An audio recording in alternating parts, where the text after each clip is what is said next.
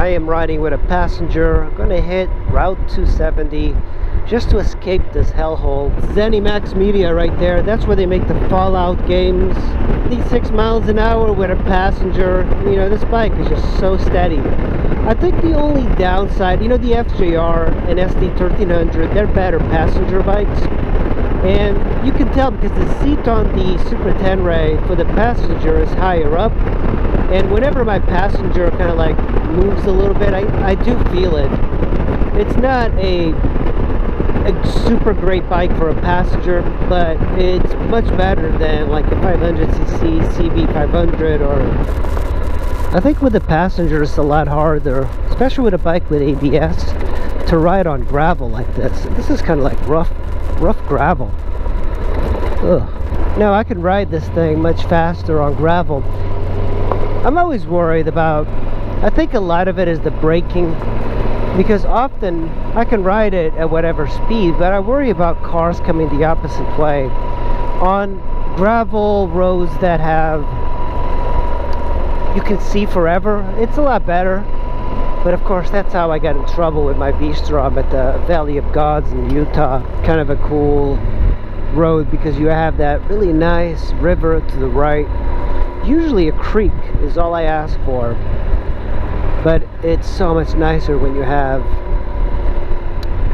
a whole river. I do love these type of roads though, because I feel that there's not a lot of traffic in them, and you saw before a lot of these Sunday drivers are out, and it's kind of frustrating. It's not so much on when I'm riding with a passenger. You know, with a passenger you're kind of going slower anyway. Now I have ridden with some girls that got a real high from me riding fast, but you have to be a little bit younger. Look at this is incredible. Incredible. Can you imagine having a house here on this side to the left, and even over here, this house, just having that view of the valley and then the mountains.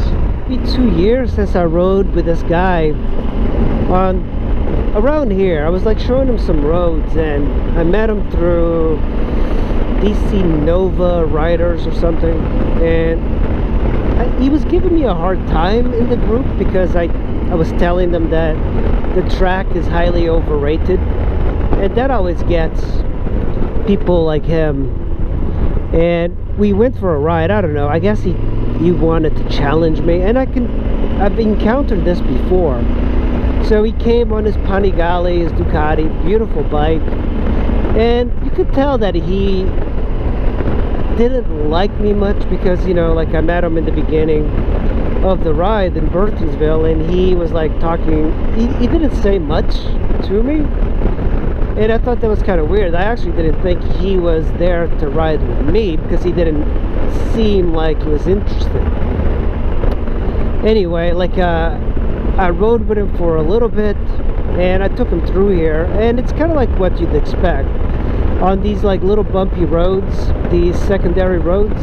There was a couple times that I pulled away from him, but that's not what I was trying to do. But one of the things that I noticed about riders who are trying to test you is that they get really close to you in corners. So like in these bigger roads that have like the double yellow and everything, he was going up to my rear tire really really hard, like, you know, it's almost like in a racetrack, riding like really aggressively behind me.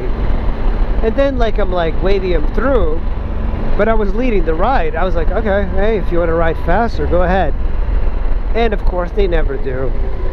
I've encountered this a lot with riders. It's like they want to ride fast, but they also don't want to lead, because it takes a lot more skill to lead than to be behind.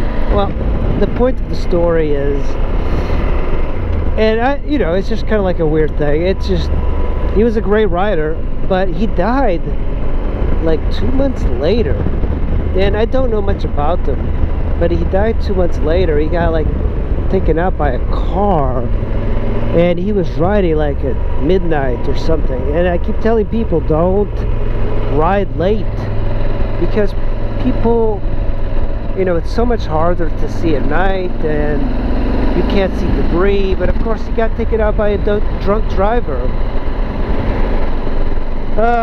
The moral of the story, don't ride at night. Just ride during the daytime if you can, unless you're like commuting, and then you gotta wear like high-vis stuff. See, I like these roads. Like, I haven't seen a car yet, because everybody in the car is going from A to B. They're not interested in C and B. Look at these sweepers.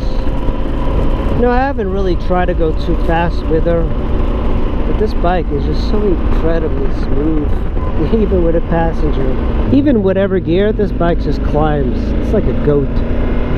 It really is like a tractor. I think I've ridden tractors with less torque than this thing. And here's the creamery. This is it. This is why I like it. It's like grungy. Hopefully it's open.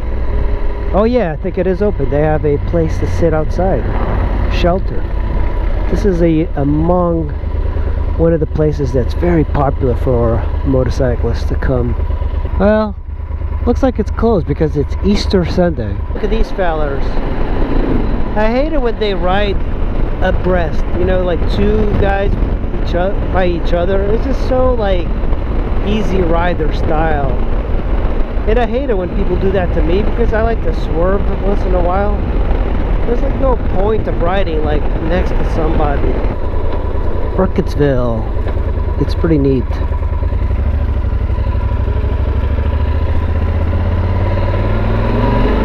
And goodbye, Burkittsville. Right over there, that's Sugarloaf Mountain. So we are in the Sugarloaf Mountain area. Now this is the problem with cars. It's like you have to squeeze through because they are just all over. Just go over here. Usually the car will pull over for you. You have to be careful pulling over for cars here, because on a motorcycle, especially something like this, it's so big, and you can see that the road is actually like on a hump. It's almost circular. And remember, if you put your right foot down on the ground, you might fall over, because this is a very big bike to balance on one foot. Hey, look at that BMW. That guy's moving pretty fast on his Beamer. That's an old Beamer too. Oh, he did a nod instead of a wave. What a rebel. Well, I'm back in civilization, guys. Surprisingly, in this ride I didn't go very far. I think maybe an hour north, and I kind of just snuck around a bit. Now, I thought that the creamery I wanted to try out was open, but Easter Sunday, I guess everybody's out. Anyways, thanks for riding with me. I really appreciate it, and I appreciate you guys watching and giving me some nice gas money. I haven't been paying gas out of my own pocket. I've been like using the money that I've accumulated from YouTube to pay for gas, and that's way better than I expected. Alright guys, thanks for watching. I will see you in the next video. Just imagine you're weightless. You're in the middle of the ocean, surrounded by tiny little seahorses.